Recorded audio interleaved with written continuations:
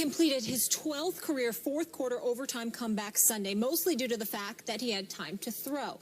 Now, stay with me here. Luck was pressured on 13 of his 22 dropbacks in the first three quarters, including his second interception, but was pressured on just 2 of his 14 fourth-quarter dropbacks. So Luck now has 30 turnovers since the start of the 2014 season, the most in the NFL during that span. Stephen A., are you still as high on Luck? In all fairness and in all honesty, Skip, no, I am not. I still believe that he's a fantastic young quarterback who's got a tremendous amount of promise, and I love his guts. In the fourth quarter alone, what are the numbers here? 11 for 13, 144 yards, 2 touchdowns inside of 59 seconds, thanks to Dwight Lowry's second interception of the game. He showed up when it counted most, and he deserves a lot of credit for that. But these turnovers that he continues to make put Indianapolis in a hole. Now, I've been on the record saying on many, many occasions, they need to help him out. They need to protect him better.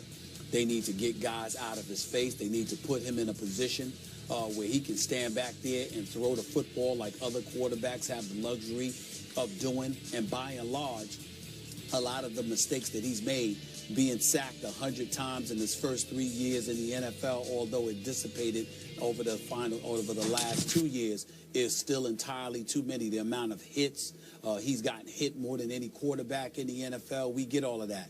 But knowing this, he still runs out of the pocket, and it ain't just interceptions. He's fumbling the ball when he gets hit. He's scrambling, and he's not protecting the ball the way that he should. And it seemed over the course of a couple of games this season to have become more of a mental issue as anything else. Sort of praying, Skip, that you don't make those mistakes rather than just playing. The first 3 years that he played in the NFL, I just saw a guy trying to overcompensate and make things happen, leading his team to 3 consecutive 11-5 seasons and advancements in the postseason each year.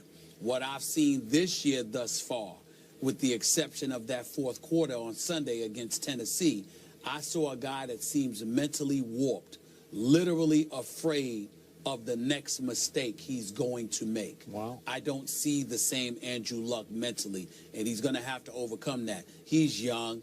It's no reason to panic or anything like that.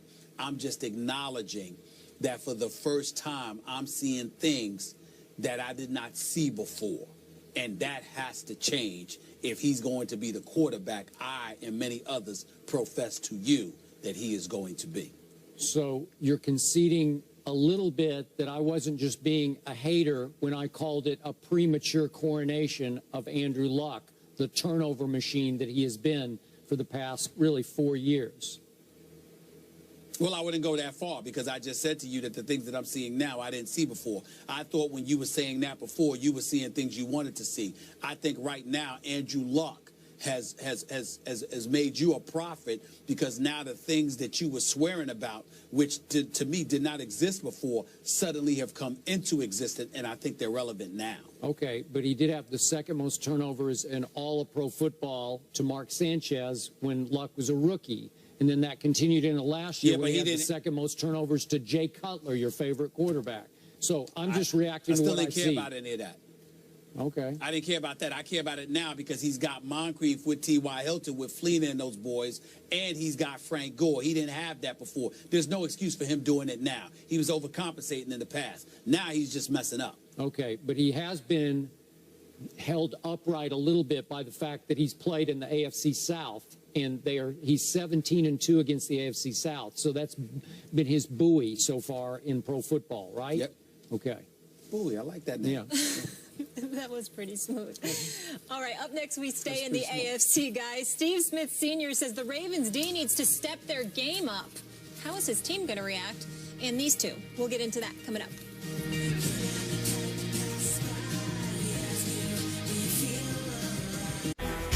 First Take is brought to you by Wendy's.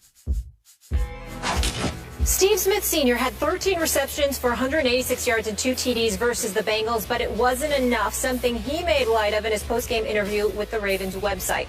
Offensively, we played our butt off. You know, we got to have both sides of the ball playing hard, wanting to finish the game, and we just didn't have that. bottom line. Stephen A., how are Smith's teammates going to react to those comments? Well, I don't think they're going to take it lightly. They've got a lot of pride. They're going to have an attitude with him, but at the same time, they're going to have to step up because he's going to call them out. He ain't going to change his stripes. They gave up 111 yards to Crabtree, 109 to Amari Cooper 2 weeks ago. They gave up 227 yards to A.J. Green last week. That defense, that back seven, the Will Hill, C.J. Mosley, Terrence Brooks, they got some hits on Dalton last week, but needing pressure from them opens up your secondary to be exposed. They got to fix their defense, and I don't know if they can because Suggs is out. I'm with you. I don't think these comments were calculated. I don't think he said this just to inspire his defense. I think Steve Smith just thought his defense didn't play very hard against the Bengals. So I think it will have unintentional impact on the defense because they're going to be angry. I think they'll play angry to spite Steve Smith at Pittsburgh. So I think this is slight advantage Baltimore Ravens. They'll do it, but Suggs and McPhee being in Chicago now is a huge loss for their pass rush. They're lucky they're not playing Big Ben this Thursday. Yep.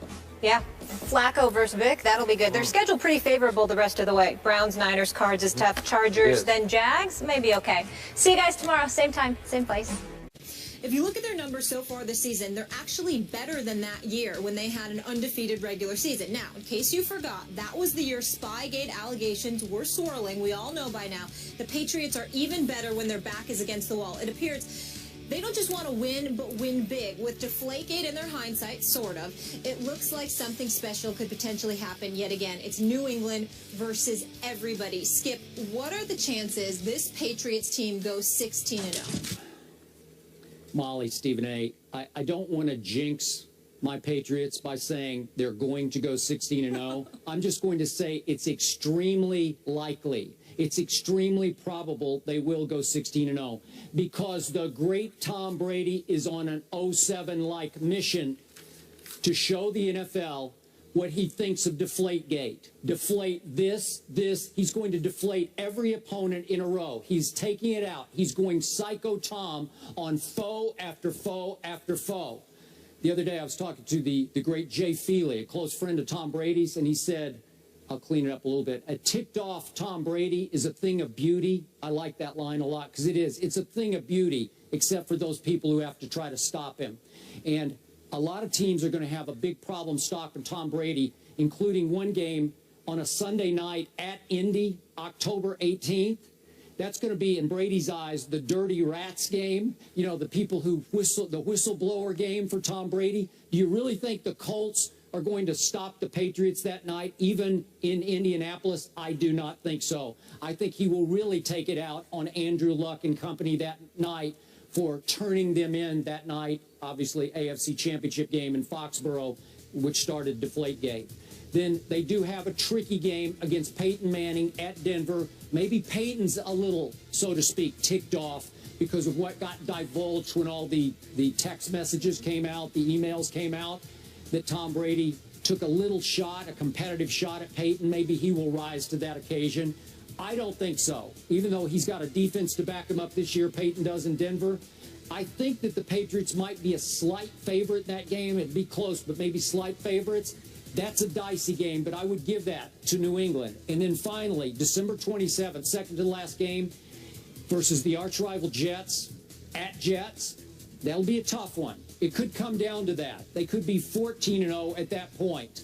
Would you give that to Todd Bowles and Darrelle Revis? I don't know. Not after what we saw, obviously, last Sunday, but I think that'll be a dicey game. So I'm going to say at Denver, at Jets, two possibly losable games, but not likely. So can I envision 16-0 with Tom Brady at the helm, driving this bus? You better believe I can. I can't. I think that the New England Patriots will definitely lose one, likely go 14-2, possibly go 13-3. They will not go undefeated because the one that I am absolutely booking, obviously considering all things being equal, meaning everyone being healthy and just looking at the personnel that both teams have and how they're playing, I believe that the Denver Broncos will beat New England in Denver. That's the one that I'm not wavering on one bit.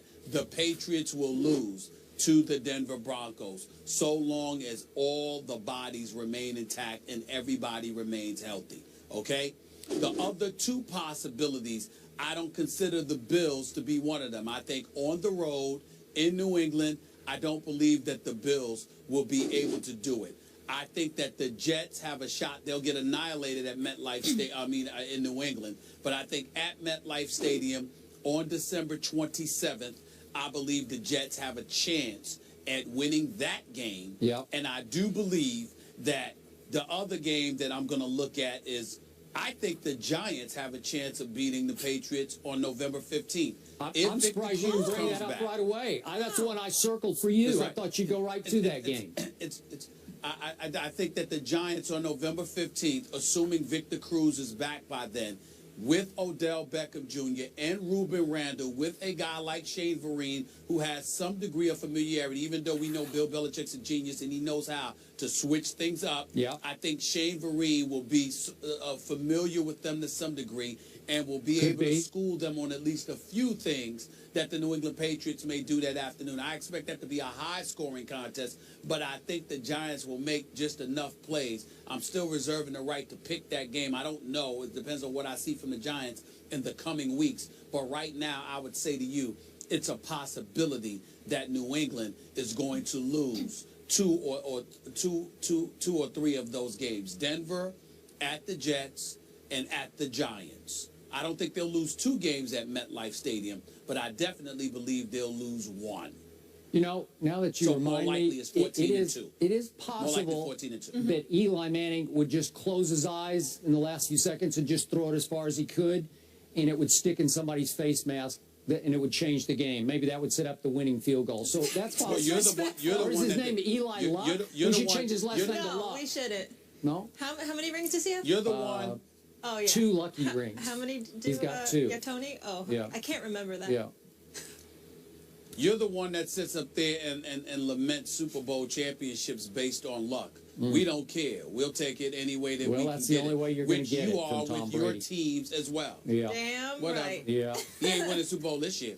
All right. Stephen A. says the Patriots will go 14-2. Skip says highly likely they'll go 16-0, and I will keep mine to myself so I don't jinx anybody. Thank you.